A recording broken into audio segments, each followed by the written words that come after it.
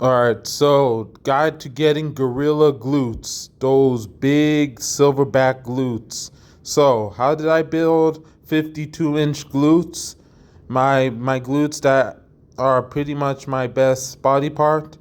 And not just building 52-inch glutes, 50 plus inch glutes, almost mostly muscle, silverback action, but also 30 plus inch quads, mostly lean, and of course the calves and hamstrings, just building tree trunk legs and gorilla glutes. So the primary exercise you want to do is squat. You want to squat heavy, high reps, and ass to grass.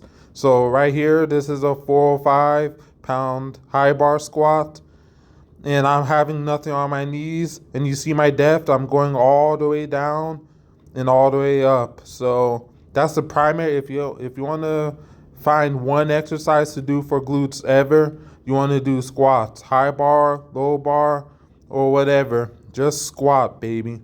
Do a heavy weight, do high reps, do lightweight, do stupid high reps for endurance, or do just heavy maxes.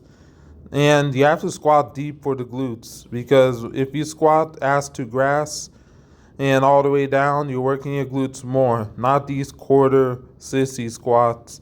You're barely working anything but your ego. And also, not just squatting is enough squatting will build the glutes, obviously. Look at that action. You also want to deadlift, because deadlift is a posterior chain exercise, works the whole backside of your body. So if you want to really build the glutes, do nothing but squats and deadlifts. So if you want big quads, just big quads in general, you have to squat. Squat heavy, squat high reps, squat deep, squat ass to grass. And now you have to also deadlift. Deadlift works the glutes too, because when you squat, you work at the bottom of the movement, because it takes going down, you're stretching the glutes. Coming up, you're flexing the glutes. In deadlift, same thing. You're stretching the glutes down, and coming out, you lock out with the glutes. So deadlift too, and training the hamstrings, calves, posterior chain. Or you could do pause squats, nice and deep, ass to grass. Pause. Or you could do low bar squats. Here's 500. I'm about to do for a double. Nothing on my knees. And you go all the way down deep. You have to squat deep. Look at the blokes smiling. They're watching. And this cheap football belt. And this is at my school gym. So the roar. So you want to squat, by all means, squat deep. Nothing on knees, sleeves. You can even use wraps, but you're better off using nothing on your knees for hypertrophy. And the deadlift, obviously, conventional. Or you could front squat, some more glute action, you see. Front squats could definitely work. Any squat for that matter. Nice and deep. And what else you can do? Deficit deadlifts, more range of motion. That means more stretch. Ball Toby, Wu-Tang. So that means more stretch on the lower body, more range of motion, meaning stimulating more hypertrophy. And here I do high reps, high sets, 4 or 5 for 3 sets of 10, completely raw, even barehanded. That was coming back from injury. Or you could sumo deadlift, which is a wide stance deadlift, and you're really working your glutes a lot doing sumo deadlifts. I'm about to do 600 for a set of 7 here. And that was after front squatting 4 or 5 for a set of 4, which is not on the video. And touch and go, which still works the glutes. So many ways to work the glutes. Do your squats, do your deadlifts, do all styles of squatting and deadlifting. Do heavy weight, do hypertrophy, and squat deep. And have good form on deadlift so you don't get injured. You can use straps, you can not use straps on deadlifts. Or you could do Romanian deadlifts right here, which is basically just a partial deadlift, but you're really focusing on the hamstrings. You see my hamstring action, even my calves are getting flexion, and you see the glutes action, dude ducked over, and you see my glutes getting worked. They're flexing at the top, and it's the weighted stretch.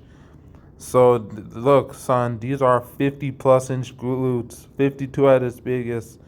And now I'm doing good mornings, high bar, and this is 315. Now I'm about to bust out a set of 7. So good mornings, work the posterior chain. It's basically a deadlift while squatting on your back. So you're training your lower back, you're training your spinal, which is the spinal erector, you're training your hamstrings, and you're training your glutes.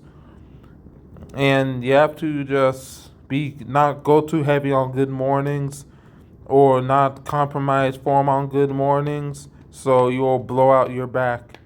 Or you could just do cardio, or strongman implements. I'm about to do yoke, which is a weighted carry, because weighted carries are like cardio. And this is farmer's walk, where you just it's a weighted carry, it's cardio. You're moving your legs, which builds the legs from top to bottom and the core, and glutes are getting action when you're doing weighted cardio. Or the glute bridges, except this is obviously a little too heavy for me, so I didn't get great range of motion.